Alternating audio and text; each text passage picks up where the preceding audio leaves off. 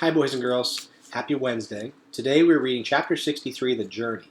Yesterday we found out that Brightbill had returned back home to Roz. After months of separation, Roz and Brightbill, mother and son, were together again. And they had so much catching up to do when they went into the nest and the robot built a fire. Then the goose gazed into the flames and told the story of his winter. This is what he said.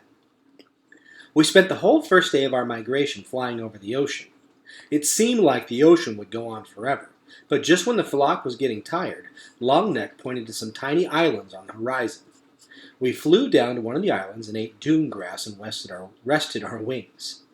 After a few days of hopping from island to island, we reached the mainland and continued over fields and forests, and then the snow began to fall. I spun around, and there was an old cat. Oh, sorry.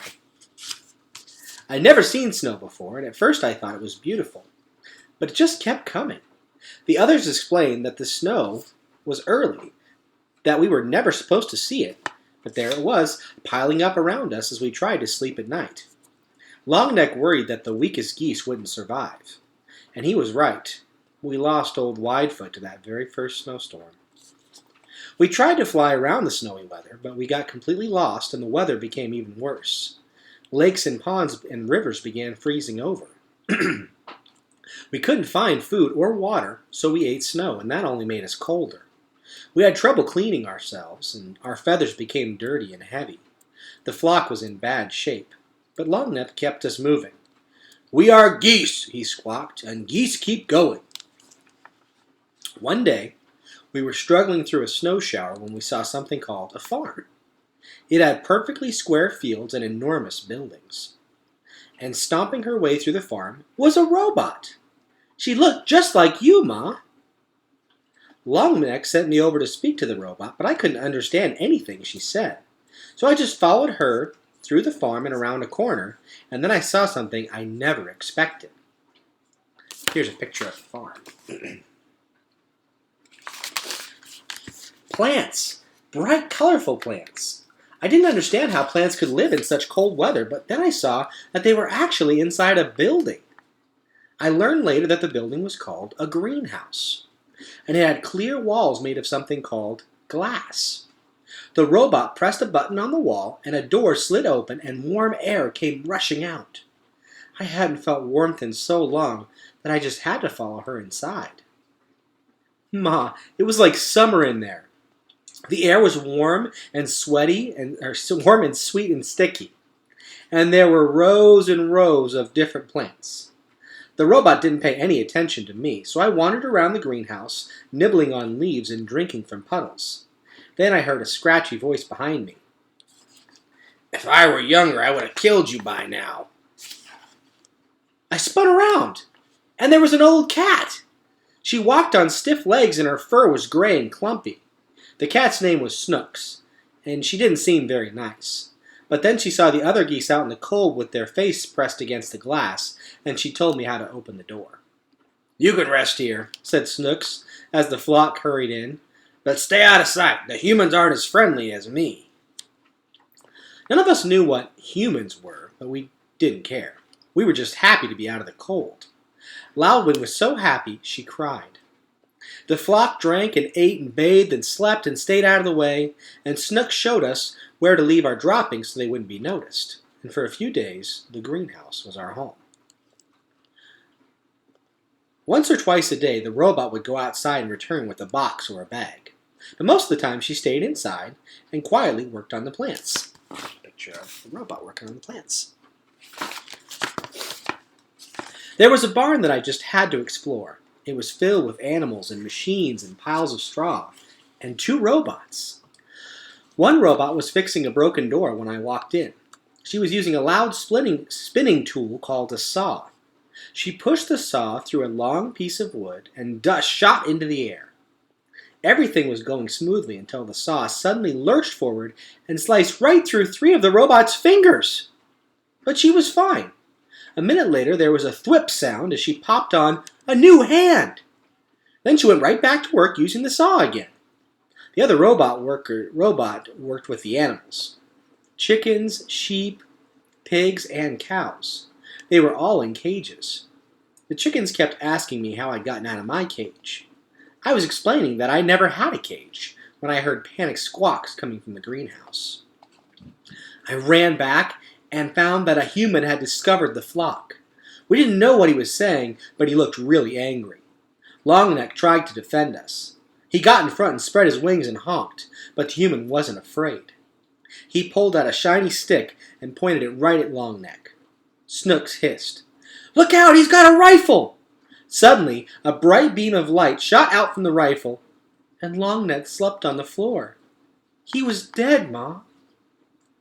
The flock was so scared. We fluttered around and honked and knocked over plants, but the human kept moving toward us, pointing his rifle. So I pecked the bottom to open the door, and we ran outside into the cold and flew away from there as fast as we could.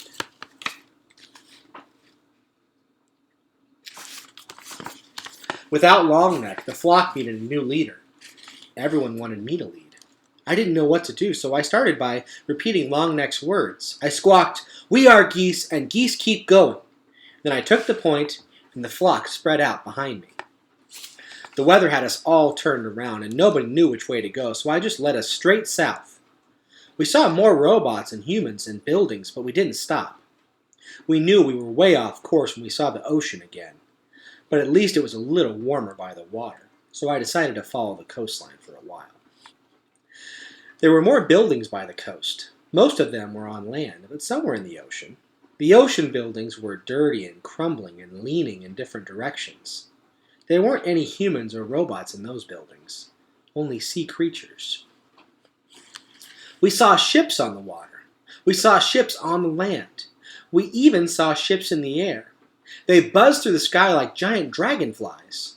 And then we reached a place called a city, where thousands of buildings and robots and humans and ships were all close together. When we stopped to rest on a rooftop, we met a friendly pigeon named Graybeak. She had grown up there, so she knew everything about the city.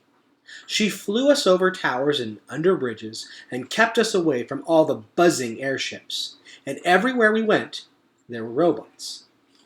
Some of the city robots were just like you, Ma, but others crawled on 6 legs, or rolled on wheels, or slid up and down the side of buildings. Some robots were really small, and some were really big.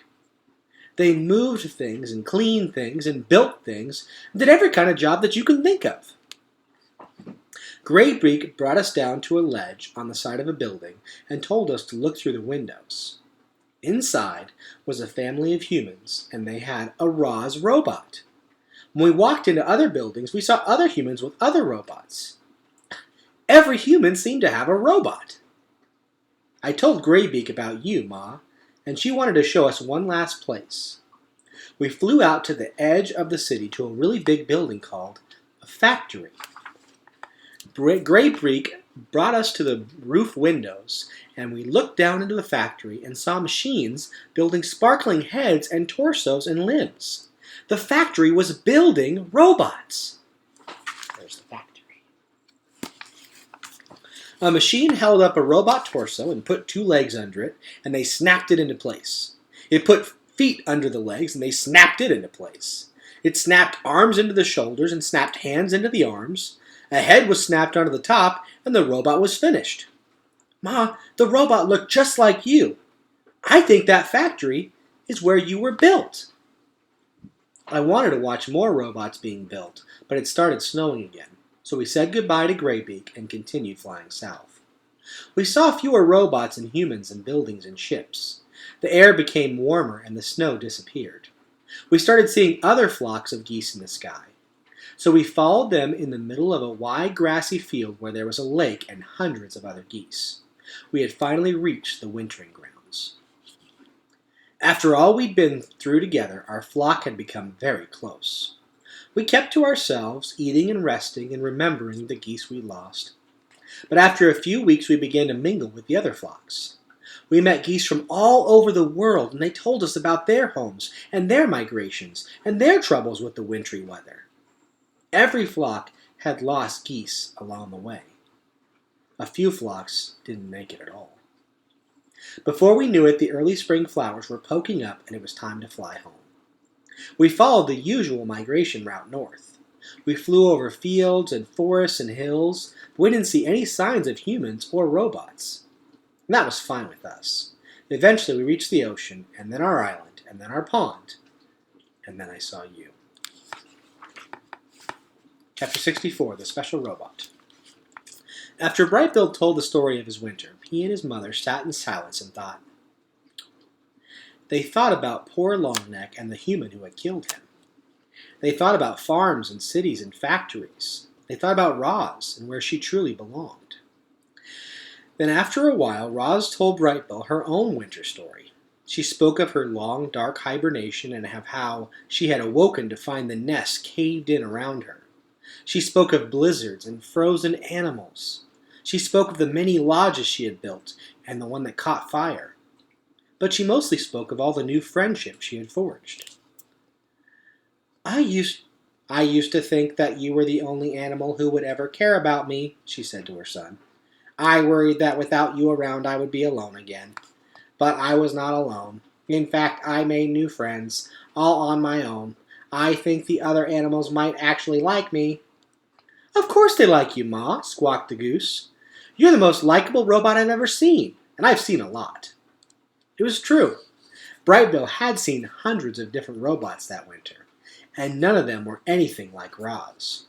None of them had learned how to speak with animals, or had saved an island from the cold, or had adopted a gosling.